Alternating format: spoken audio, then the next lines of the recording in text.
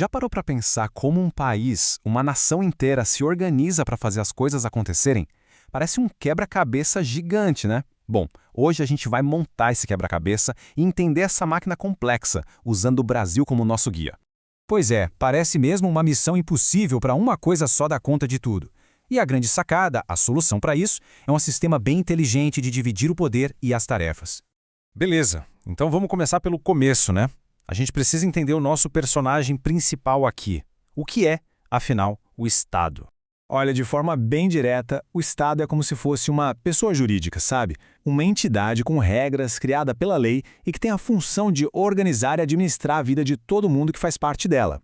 Então, para um Estado existir de verdade, ele precisa de três coisas essenciais, que são a base de tudo: o povo, ou seja, as pessoas, o território, que é o espaço físico, e, claro, um governo soberano, que é quem tem a palavra final. Ok, então o Estado existe. Mas como ele dá conta do recado? A primeira grande estratégia é justamente não tentar fazer tudo sozinho. Pelo contrário, ele cria parceiros para dividir as responsabilidades. E esse modelo tem nome, é o federalismo. A ideia é que o poder não fica concentrado num lugar só. Ele é distribuído entre esses parceiros autônomos. No Brasil, essa galera é a União, os estados, o Distrito Federal e os municípios. E aqui está o pulo do gato. Muita gente confunde, mas não existe hierarquia entre eles. A União, que é o governo federal, pode até ter tarefas maiores, que abrangem o país todo, mas ela não é chefe dos estados ou dos municípios. São parceiros, cada um com suas próprias responsabilidades. Certo, entendemos a divisão política do poder. Mas como cada um desses parceiros, União, estados, municípios, coloca a mão na massa para fazer o trabalho do dia a dia? Para não dar um nó na cabeça com tanta coisa para fazer, eles usam basicamente duas estratégias para distribuir as tarefas. Entender a diferença entre elas é a chave para sacar de vez como a máquina pública funciona. A primeira estratégia se chama desconcentração. É bem intuitivo, na verdade. Pensa assim, é como manter o trabalho dentro de casa. O governo cria seus próprios departamentos internos para cuidar de cada assunto. Esses departamentos são os famosos órgãos públicos, como os ministérios e as secretarias. Já a segunda estratégia é a descentralização. Aqui, a lógica é outra. Em vez de fazer tudo internamente, o governo cria uma entidade totalmente nova, separada, com vida própria, para cuidar de uma tarefa específica.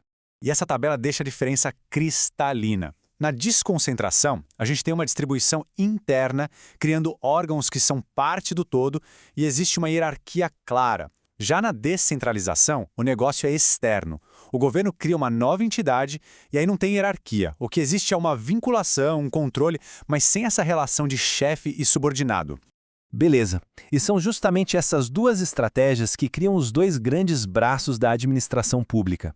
De um lado, a administração direta, que é o resultado da desconcentração. É o núcleo do governo e seus órgãos internos. Do outro lado, a administração indireta, que nasce da descentralização. É a família de entidades que o governo cria para ajudar, cada uma com sua especialidade. E quem faz parte dessa família da administração indireta? Bom, a gente tem alguns parentes diferentes. Temos as autarquias, as fundações públicas e as mais famosas, as empresas públicas e as sociedades de economia mista, que são as estatais que atuam no mercado. Um ponto super importante é a regra do jogo para cada uma.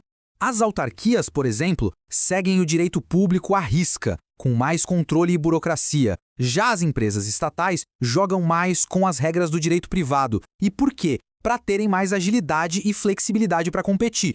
Agora vamos dar um zoom nessas empresas estatais. Basicamente, a grande diferença entre elas está no bolso, de onde vem o dinheiro. A empresa pública tem capital 100% público.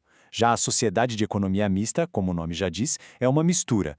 O governo tem a maior parte do capital, mas o investimento privado também é permitido. E com exemplos fica fácil, né? Petrobras e Banco do Brasil são sociedades de economia mista, com acionistas privados. Já a Caixa Econômica Federal é uma empresa pública, o capital é todinho da União. Ok, a gente já entendeu a estrutura, o como, mas fica a pergunta.